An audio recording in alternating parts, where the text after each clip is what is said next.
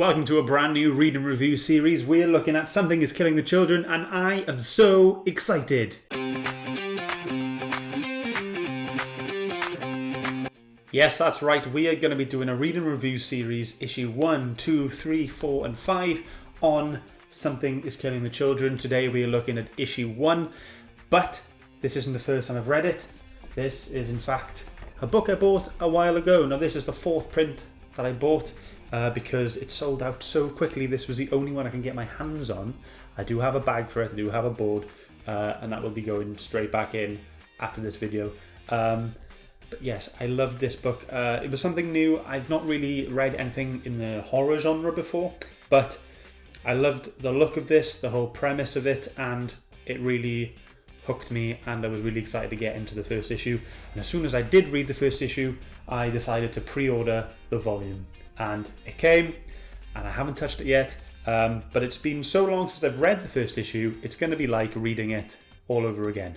And we're going to do the same thing. We're going to read it and honestly review it. I'm going to give it a score on story, art, and development. And then I'm going to tell you a few things I like about it, and maybe something I don't like about it. We'll see.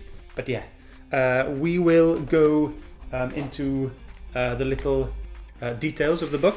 Okay, so it was written by James Tynion IV, illustrated by Werther Dell'Edera, and coloured by Miquel Muerto, and lettered by Andworld Design. I'm assuming that's a country, not someone's first name and second name.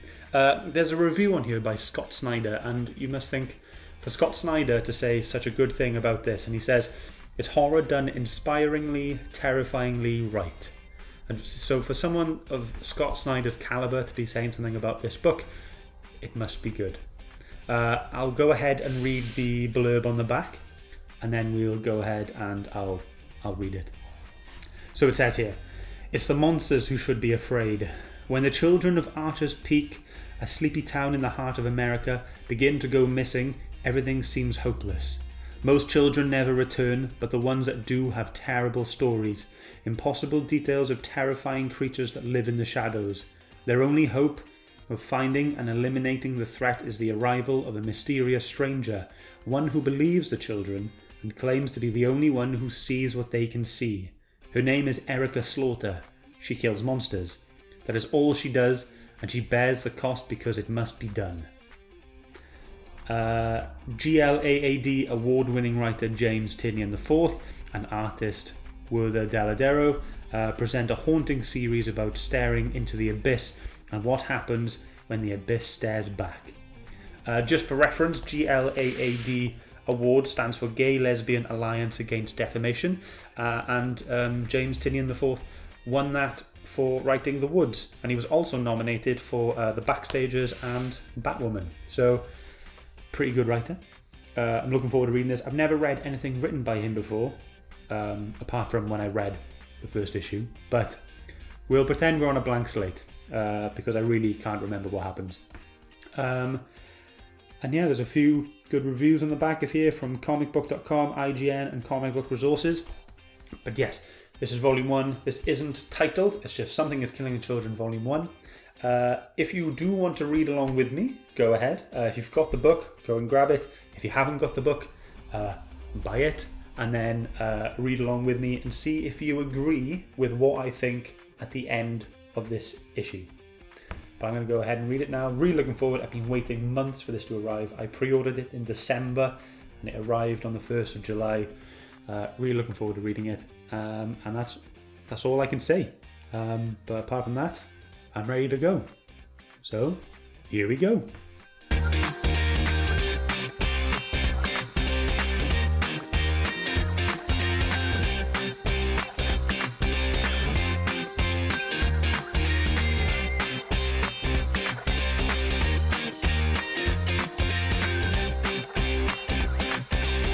Oh, that was great.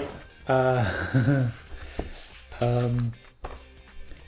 think the hypocritical thing, the ironic thing here, is that I don't like horror films and horror games and stuff, but this is very cool. A horror book, very gory towards the end.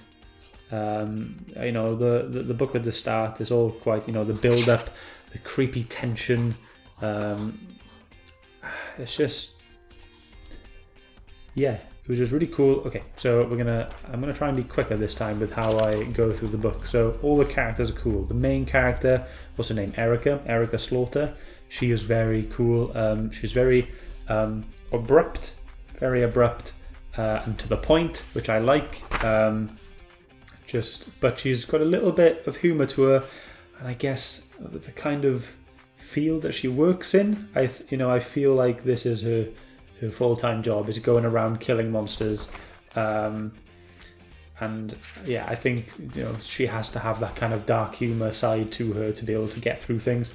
And then James, the other main character, I want to say he is the main character at the moment, and it might be shared between him and Erica. He's cool too. He's kind of like this kind of reclusive, nerdy kid that doesn't have many friends, and just, you know, wants to just get through the day. So, you know, his life doesn't sound great. I think he lived in a hotel room with his dad and his sister, and yeah, but you know, he's gutted. He's gutted. He's lost his friends. There are people in the school he goes to, bullying him. You know, they think that he killed his friends, because 3 of his friends were killed, and it's just, yeah. And then you get to the kind of flashback bit where he does see his friends get killed, and I'm not showing that to you guys. If you want to see it, you buy the book and look at it yourself. It is gory and gruesome. I've never seen anything like this in a book. If there are other books that are like this, please do recommend them to me. Let me know what they are, and I'll take a look. But overall, this was really cool. Really enjoyed it. Really good start. It's a good introduction to the characters. And yeah, good. It's good. It's a good book because it sends that kind of shiver down your spine. It makes you go like, ugh, good. And it was cool. You kind of, the writing's great. The art is great. Albeit very gruesome. In that last part of the book. And yeah, that's pretty much what I'm gonna say.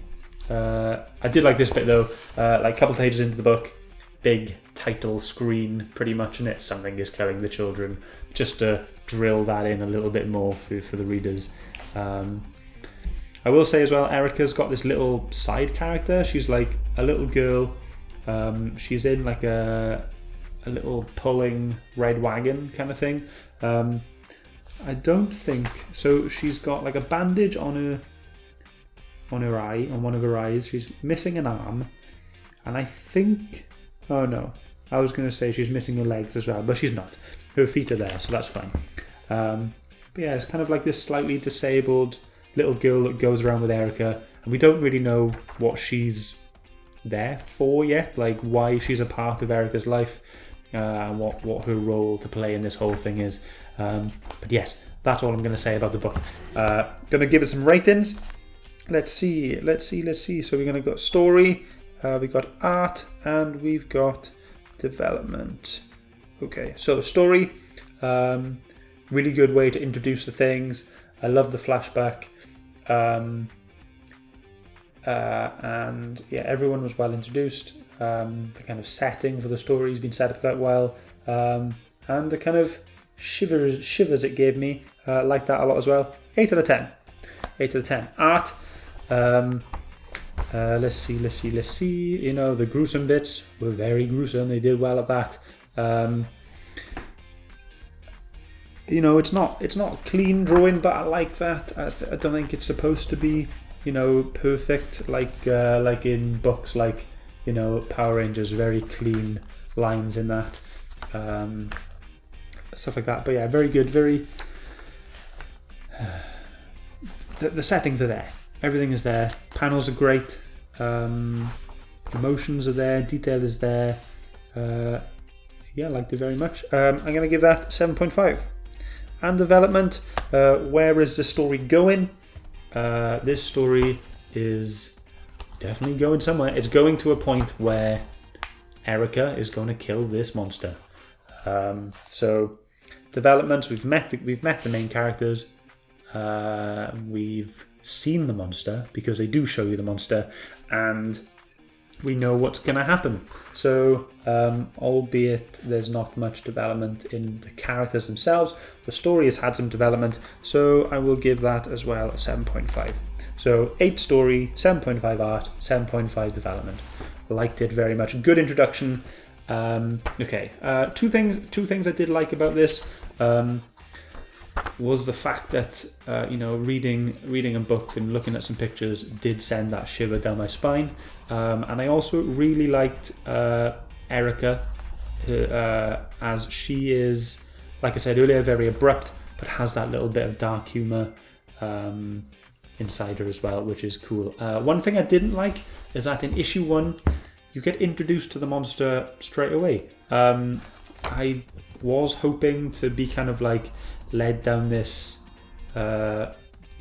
guessing path for at least 3 or 4 issues, where you see like a little silhouette or a shadow in the background, or like just sounds in the background where people are looking one way and they hear something scuttling behind them. Nothing like that. You just flat out get introduced to this monster, which is fine. We know what we're looking for. We know what the enemy is now. But I would have liked it if it was just a little bit more dragged out to build that suspense and wonder and just imagination. That's all. But overall, really enjoyed it. Yeah, that's all I'm gonna say. If you have read it and you liked it or didn't like it, or if you agree or disagree with what I've said, please let me know in the comments. I don't mind disagreements and conversations. Please let me know. Don't forget to subscribe. Don't forget to like. Don't forget to hit the notification bell if you want to see more videos like this. Share it with your friends in all your little comic groups, and with your friends who like stuff like this. Anyone who's into a bit of horror will definitely enjoy this book. Don't forget to follow me as well on Instagram at Scott's Shelf and on Twitter at Scott's Shelf YT.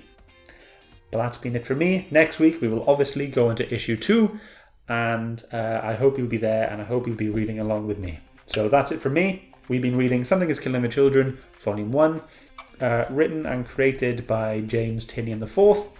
I've been Scott, you've been watching Scott's Shelf, and I'll see you next week. Bye guys.